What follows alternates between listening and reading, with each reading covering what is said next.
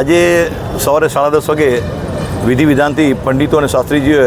મંત્રોચ્ચાર સાથે દુંદાળાદેવની પૂજા વિધિ કરીને સ્થાપના કરી અને આ ગણપતિ છે જે સૌરાષ્ટ્રનું સૌથી પહેલું સાર્વજનિક ગણપતિ મહોત્સવ છે. 1999માં ગણપતિની સ્થાપના થઈ હતી. આજે અમારું 26મું વર્ષ છે અને ખાસ કરીને રાજકોટ સૌરાષ્ટ્રની જનતાને એક આતુરતા હોય છે કે ત્રિકોણબાકા રાજામાં કેવું સ્વરૂપ ભગવાનનું વિરાજમાન થશે, એના માટે લોકો આતુરતા હોય છે અને કેવી મૂર્તિ હશે અને એ મૂર્તિમાં એ લોકોની એટલા માટે શ્રદ્ધા હોય છે કે તેની માનતા કરેલી હોય છે અને માનતા પૂરી થતી હોય એટલે એક વર્ષથી રાહ જોતા હોય છે કે જલ્દી ગણપતિ આવે ને જલ્દી અમે ભગવાનની પૂજા કરીએ, અમારી માનતા પૂરી થઈ છે એનો આભાર માનીએ. એમ આ વખતે જે આપ મૂર્તિ જોઈ રહ્યા છો એ ભગવાન શ્રી રામના સ્વરૂપમાં બિરાજમાન ગણપતિ છે અને તેમાં હજારો ડાયમંડથી એનું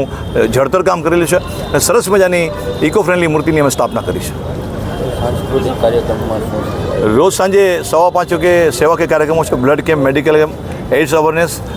ગ્રાહક સુરક્ષા અંગેના, બાળકોને સ્ત્રીઓ થતા અત્યાચાર અંગેના કાર્યક્રમ, તેમજ રોજ રાત્રે 8 વાગે મહાઆરતી અને 9 વાગે સાંસ્કૃતિક કાર્યક્રમો જેવા કે લોક ડાયરો, સંતવાણી, ભજન તેમજ હાસ્ય કલાકારો, પછી મેરે ઘર રામ પધાર્યો અને સાંઈનાથ તેરે દ્વાર આવ્યો આ સહિતના તમામ કાર્યક્રમો અમે રોજ રાત્રે 9 વાગે 10 દિવસના રાખેલ છે. તેમજ 16 તારીખે દાંડિયાસ, શ્રીનાથજીની ઝાંખી અને ભગવાન શ્રી સત્યનારાયણદેવની કથા અને 17મી તારીખે સવારે 10:30 વિસર્જન વિધિ રાખેલી છે.